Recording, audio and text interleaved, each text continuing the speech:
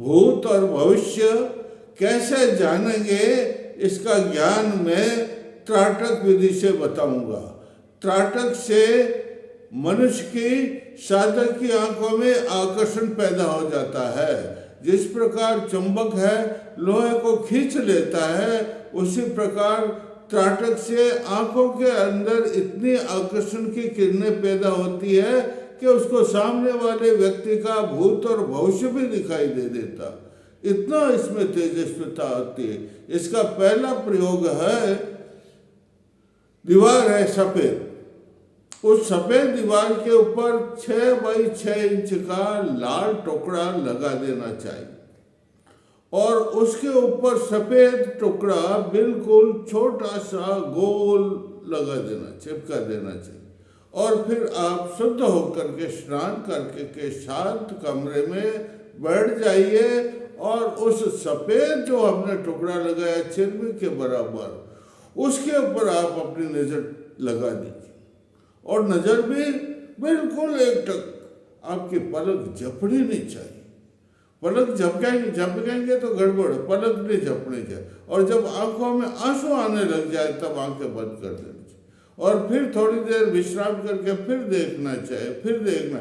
इस तरह से ये अभ्यास होगा और आपका मन जो है, ये मनुष्य तो है रे, आपका मन एकदम एकाग्रचित हो जाए। और मन एकाग्रचित होने से ये जो है सहजावस्था बिल्कुल अंतर्मन से जुड़ जाएगा और आपकी सहजावस्था प्राप्त हो जाएगी। और आप जब देखोगे आंखें बंद करके, तो आपको सारे जो अगला मनुष्य है उसके सामने, आपके सामने आ रहा है, वो उसका और आपका स्वयं का भी, उसका तो होगा, लेकिन आपके स्वयं का कि भूत में आप क्या थे, कैसे थे, कैसे कर्म किए, पाप कर्म किए, पुण्य कर्म किए, अब वो है भविष्य में आप कैसे कर्म करेंगे, उसका फल आपको कैसे भोगेंगे और वर्तमान में आप कैसे कर रहे हैं, ये सब ज्ञान उससे हो जाता है। वो जो आप टकटकी लगा करके देखते हैं तो पहले नीला क्या दिखाई देता, नीलिमा दिखाई देती इस बंदूक के अंदर, और फिर नीलिमा का लोप हो जाता है और उसके बाद में श्वेत बिल्कुल स्फटिक की तरह वो उसमें सब दिखाई देने लग जाता है। और फिर ध्यान करो, आपके वो आदमी आ रहा है तो उसका और आपका स्वयं का भविष्य आपको ज्ञान हो जाएगा। ये रक्त वस्त्र का त्राटक कहलाता है। दूसरा मैं बताता हूं आपको, तारक, ये तारे हैं ना, इनके ऊपर भी त्राटक किया जाता है। रात के समय में जब आकाश बिल्कुल स्वच्छ हो, नीला दिखाई देता हो, उस समय में आप आसन लगा करके बैठ जाइए और आकाश के अंदर जो तारे चमकते हैं उस एक तारे के ऊपर त्राटक कीजिए। उस तारे को टकटकी लगा करके देखिए और बार बार देखना, पलक झपना, बार बार देखना, पलक झपना। इस तरह से आपका जो है अंतर्मन जागृत हो जाएगा, पूर्ण रूप से आपका अंतर्मन जागृत हो जाएगा। और आप जो है त्राटक जो 1-2 दिन में नहीं होगा भाई, कम से कम 2-3 महीने तो आपको प्रयास करना ही होगा। और उसमें जो है सावधानी भी रखनी चाहिए और उसके बाद में इसमें आपका भोजन वगैरह सब शुद्ध होना चाहिए भाई। और फिर उसके बाद में जो आप देखो, मन में विचार करो कि नहीं मुझे कुतुब मीनार देखनी है, तो आप जब आंखें बंद करोगे तो आपके सामने कितनी दूर है कुतुब मीनार और आप कहाँ बैठे, लेकिन आपके सामने वो कुतुब मीनार का एकदम दृश्य उपस्थित हो जाएगा।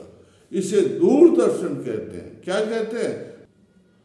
तारों के त्राटक जब सिद्ध हो जाता है और आप आंखें बंद करके मन में विचार करते हैं कि मुझे अयोध्या में राम मंदिर के दर्शन होने चाहिए, तो आपके सामने वो जन्मभूमि का राम मंदिर है कि वो स्पष्ट उपस्थित हो जाए और सारा दृश्य आपको दृष्टिगत होगा। पूजा कर रहे हैं, पुजारी क्या कर रहे हैं, वो सब देखेंगे आप। और जो राम जी आशीर्वाद देते हैं वो भी आपके सामने प्रकट हो जाएगा, आपको भी आशीर्वाद प्राप्त हो जाएगा। और राम जी की कृपा से आपका अंतर्मन इतना शुद्ध, बिलोर की तरह, किसकी तरह? बिलोर होता है ना मणि, उसकी तरह बिल्कुल जो है शुद्ध वो मणि दिखाई देगी और उसके अंदर आपको ये सब दृश्य दिखाई देंगे भाई। एक और है जिसका नाम है दृश्यम त्राटक। क्या नाम है? दृश्यम त्राटक। दृश्यम त्राटक का अर्थ है आप प्रातःकाल उठ जाइए, स्नान करके शुद्ध होकर के बैठ जाइए बाहर, आकाश बिल्कुल नीला हो और वृक्ष की सबसे ऊंची जो टहनी है उसके ऊपर फून की चोटी जिसे कहते हैं उसकी ओर देखना त्राटक लग, उसको गौर से देखना। क्या करना? बिल्कुल गौर से उसको देखो और आंखें बंद करो। आंखों में पानी आए तब तक कोई बात नहीं, फिर बंद करो, फिर देखो, फिर देखो। और इस तरह से करने से 2-3 महीने के अंदर आपको इतनी सिद्धि प्राप्त हो जाएगी कि आप जो मन में भी विचार करेंगे वो दृश्य, वो क्या? वो दृश्य आपके सामने है वैसा को वैसा उपस्थित हो जाए। आप मन में विचार करो मुझे भगवान शिव के कैलाश पर्वत पर दर्शन होने चाहिए, तो आप आंखें बंद करते वो दृश्य कैलाश पर्वत का, बर्फ से ढके हुए पहाड़, पास में मानसरोवर झील, उसमें हंस तैर रहे हैं और वो भगवान का मंदिर ऊपर जो है और उसमें शिव विराजित है, वो सब आपको एकदम आपको, और शिव आशीर्वाद, अरे भगवान शिव तो आशीर्वाद देते हैं तो सब कुछ आपका भला। और क्या हो जाता? अरे भूत तो मिलते ही, अरे भगवान ने तो कही, शिव तो शंभु है, देखो कितने आशीर्वाद देने से कितने लोगों का उद्धार हो गया। तो आपका भविष्य आपका स्वयं का भी आप, और अब आपको क्या करना चाहिए वर्तमान में वो भी आपको मालूम हो जाता है। इतना इसका जो है ज्ञान है भाई। और इसके बाद में मैं आपको एक बहुत अच्छी बात बताता हूँ।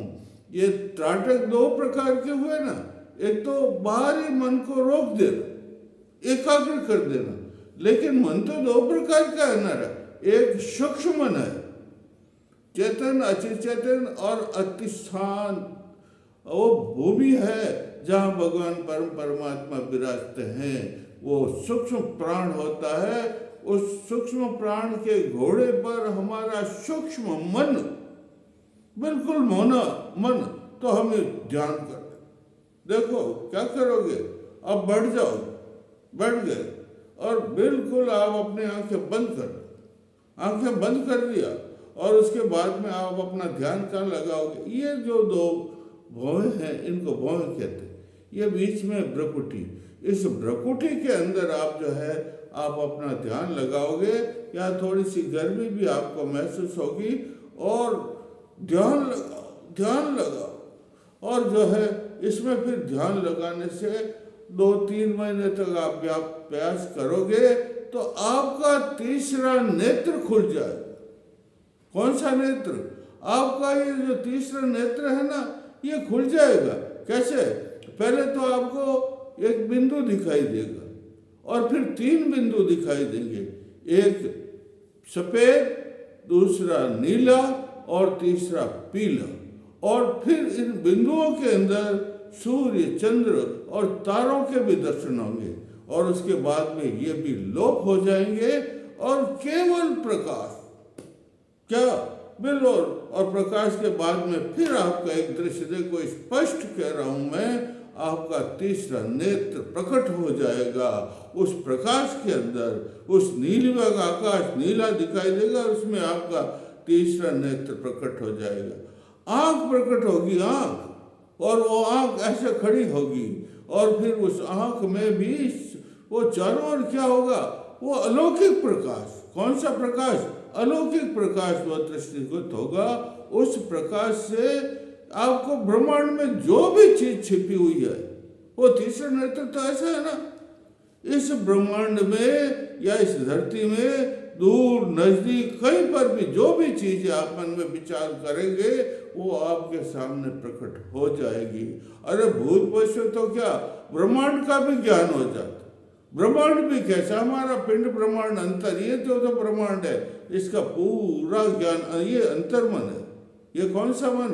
अंतर्मन की साधना जिससे आपका तीसरा नेत्र खुल जाता है, और तीसरे नेत्र खुलने से आपका भूत भविष्य तो क्या, अगले का भी, आप जो आदमी आ रहा है उसका भी आपको ज्ञान हो जाएगा। बोलिए जय श्री राम। और भी कल पे आपको बताऊंगा।